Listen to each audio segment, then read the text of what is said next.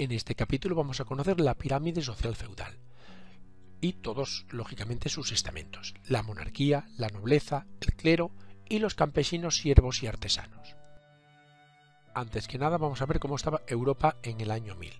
Vemos como en el centro estaba el Sacro Imperio Romano Germánico y luego había toda una serie de reinos o de estados feudales, como por ejemplo Inglaterra, Francia, Borgoña, Condado de Barcelona, Reino de Navarra, Reino de León, Reino húngaro, Reino de Polonia, etc.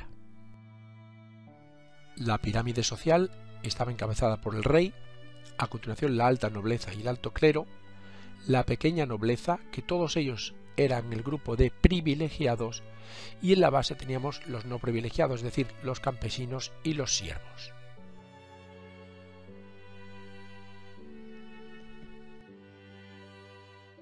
Empezamos hablando del primer grupo, la monarquía, y concretamente de su carácter sagrado.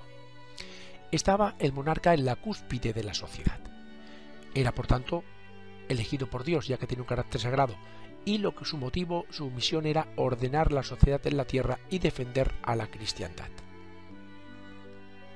Su cargo era hereditario y cada monarca debía ser confirmado por la Iglesia en una ceremonia de coronación. Los territorios que gobernaba eran su patrimonio personal, es decir, que eran suyos, y este patrimonio lo podía dividir o unir según su conveniencia.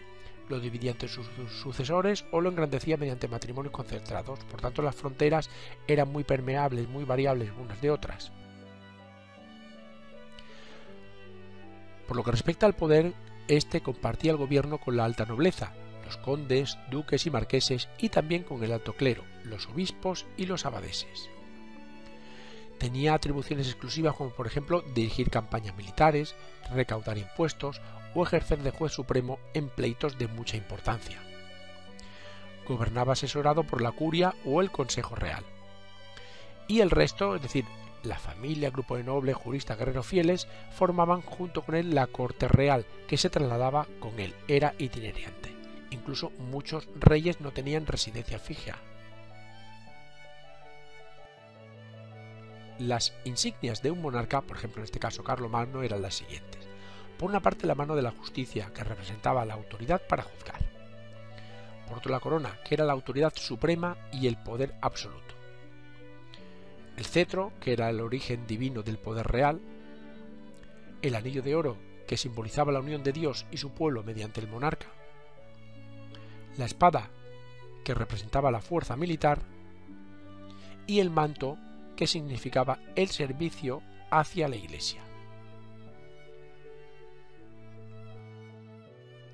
Vamos a hablar ahora de reyes y emperadores. La fragmentación del Imperio Carolingio hizo que Europa quedara dividida en diferentes monarquías, y cada rey afirmó su autoridad en su territorio. Las monarquías germánicas continuaron la tradición carolingia de mantener la unidad espiritual del cristianismo del Imperio Romano, y Otón I, el rey de Germania, fue coronado por el Papa como Santo Emperador Romano, dando origen al Sacro Imperio Romano Germánico. Por tanto, a partir de ese momento ya había dos poderes en Europa: el emperador, que defendía militarmente a los cristianos, y el Papa, que defendía espiritualmente a los cristianos. El emperador no fue reconocido por todos los monarcas y tuvo un título más bien de carácter honorífico, aunque no real.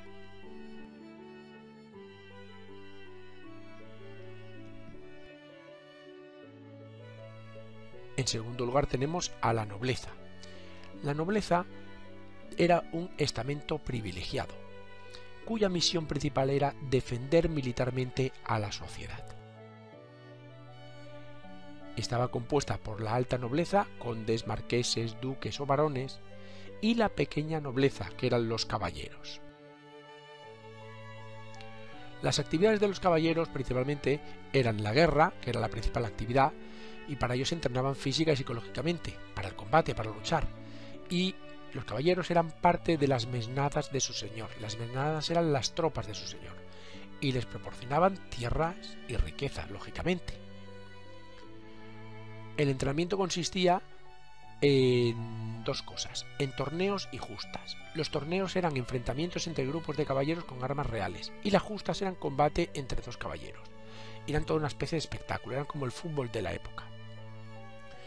También practicaban el amor cortés, que era una forma de cortejo de la nobleza idealizada. Estaba cantada por los trovadores y en ella el caballero se comportaba con la dama como un vasallo con su señor, es decir, se humillaba entre ella. Y otras cosas que hacían los caballeros, menos trabajar, eran la caza a caballo con sus siervos, por ejemplo ciervos, zorros, jabalíes, y la cetrería, que es la caza con el halcón. Los caballeros, aquí podemos ver el equipo de un caballero que era muy costoso y para mantenerlo debían tener mínimo 150 hectáreas de tierras, aproximadamente. Y el escudo de armas de los caballeros era la identificación de cada caballero para reconocerlos en el campo de batalla. De ahí salió la heráldica, que es la ciencia que estudia los escudos de armas. Se les daba el nombre de caballeros, se les nombraba caballero en las ceremonias de investidura, recordemos. Luego tenemos a las damas, que la actividad principal de las damas eran organizar el servicio y ocuparse de los temas domésticos. Y luego tenían otras actividades como ratos de ocio para bordar, tocar instrumentos musicales, pasear a caballo, y si el señor se ausentaba, su esposa era la responsable del feudo. Y el castillo era donde vivían. Eran edificios fortificados ubicados en un lugar por lo general elevados. Era el lugar de la residencia del noble y allí la vida diaria de un noble pues era inspeccionar las tierras, impartir justicia, recaudar impuestos y alimentos, revisar y reparar las fortificaciones, reparar las armas, etc. Excepcionalmente realizaban fiestas y banquetes amenizados por juglares y trovadores, donde cantaban, tocaban música y contaban historias. Y también había malabaristas. Comían carne con las manos porque no había cubiertos y bebían vino y cerveza. Aquí podemos ver las partes de un castillo.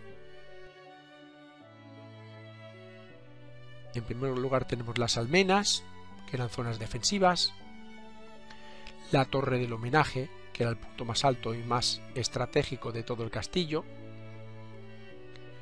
la puerta con entrada con rastrillo, los aposentos del señor feudal, que eran los más cómodos, lógicamente.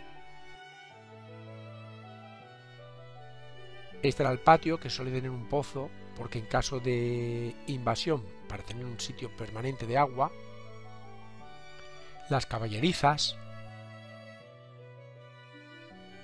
Esta es la puerta de entrada, con un rastrillo y un puente levadizo para dificultar la entrada de los enemigos. El castillo solía estar rodeado por un foso de agua como medida defensiva y por último en el subsuelo tenían unos calabozos donde estaban los prisioneros.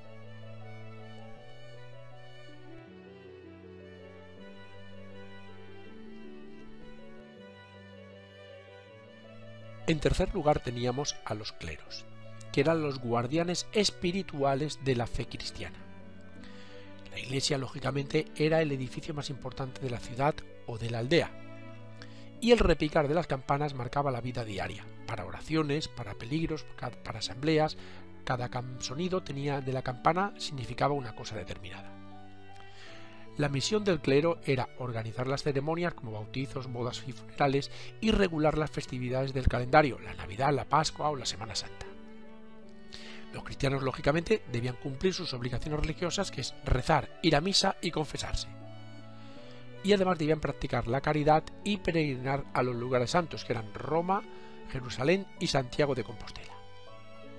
Por último, el clero era el custodio de las reliquias de los santos. Este estamento estaba compuesto de las siguientes partes. La cabeza visible era el Papa, que era el sumo pontífice de Roma. Luego estaba dividido en tres. Por un lado tenemos el clero secular, que atendía a los creyentes, el colegio cardenalicio, que asesoraba al Papa, y el clero regular, que estaba dedicado al trabajo y a la oración en una orden monástica. Dentro del clero secular teníamos al obispo, que dirigía una diócesis, y por el regular estaba el abad, que dirigía una orden monástica. Y en el bajo clero teníamos en la base al párroco del secular, que dirigía una parroquia, al fraile del regular que vivía en un convento o ciudad, o al monje o monja que vivía en un monasterio campo, que también pertenecía al regular. No olvidemos que tenían una serie de privilegios porque eran una de las clases privilegiadas. Los primeros eran que tenían la riqueza económica vendiendo productos agrícolas de sus propiedades. También tenían derechos señoriales. Y la 10ª parte de la recolección agraria que le daba al campesinado se llamaba diezmo, es decir, que el campesino le tenía que dar la 10ª parte de lo que recogía. También recibían donaciones de fieles y alquileres de edificios. Tenían la riqueza espiritual porque eran los guardianes de la cristiandad y realizaban tareas sociales como cuidado de enfermos, enseñanza en monasterios, etc. Y por último, la riqueza cultural, porque eran los depositarios del conocimiento. Eran el único estamento a la fin y a la postre que sabía leer y escribir, y por tanto tenían el monopolio de la cultura.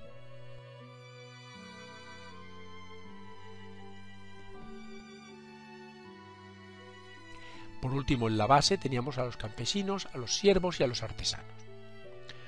Eran la gran mayoría de la población, sus condiciones de vida eran muy precarias y por una parte tenemos a los campesinos y siervos que vivían en un feudo, que es una población cercana a un castillo, o a los artesanos que vivían en pequeñas ciudades amuralladas. Pero recordemos que las ciudades eran pequeñas.